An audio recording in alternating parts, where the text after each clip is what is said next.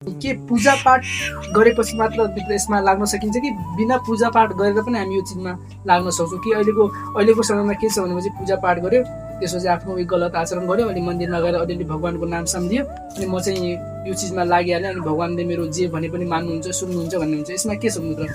पूजापाठ गरेर मात्रै हुन्छ भन्ने कुरा चाहिँ हुँदैन होइन। र सबभन्दा पहिलो कुरा भनेको आत्मा छ हाम्रो जुन अमर छ होइन। एकदमै मानिसको शरीर यो बाहिर देखावटी एउटा माटोले बनेको शरीर हो होइन। एकदम एउटा माटोको शरीर हो, माटोमै विलिन भएर जान्छ होइन।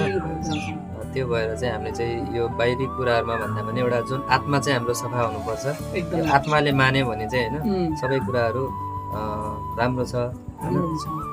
कस्तो भने चाहिँ बाहिर देखावटी पूजापाठ भन्दा पनि यदि व्यवहार राम्रो छैन, बाहिरी आचरण राम्रो छैन, भित्र मनमा चाहिँ नराम्रो छ, एउटा कालो छ, पाप छ भनेपछि चाहिँ हामीले पूजापाठ गरेर बाहिर दुनियाँलाई देखाएर केही पनि फाइदा छैन, त्यसको फल प्राप्त गर्न सक्दैनौँ। तर हामी चाहिँ एकदमै मन हाम्रो एकदमै आत्मा चाहिँ सफा छ होइन। तर पनि हामीले पूजापाठ यताउता केही पनि गर्दैनौँ। सही कार्यमा सही ठाउँमा चाहिँ हामीले आफ्नो तन मनलाई सही ठाउँमा लगाएको छौँ भनेपछि त्यसले धेरै ठुलो फल दिन्छ होइन। पूजापाठ गरेर कसैले चाहिँ देखावटी रूपमा गर्छ भनेपछि कसैले एकदमै आत्मादेखि जोडेको सम्बन्ध हो, यो भगवानसँग जोडेको। भगवान सिर्फ भावको भएको हुनुहुन्छ कि भगवानलाई कुनै चिज यस्तरी मलाई यो दियोस् कि यति भिटी चढाए यति उ गरे त्यसमा खुसी हुनुहुन्न।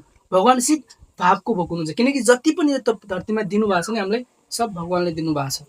यति कृपालु हुनुहुन्छ कि भगवान जो उनको अवहेला गर्छन्, जो उनको घेरा छ उनलाई पनि दिनुभएको छ कि।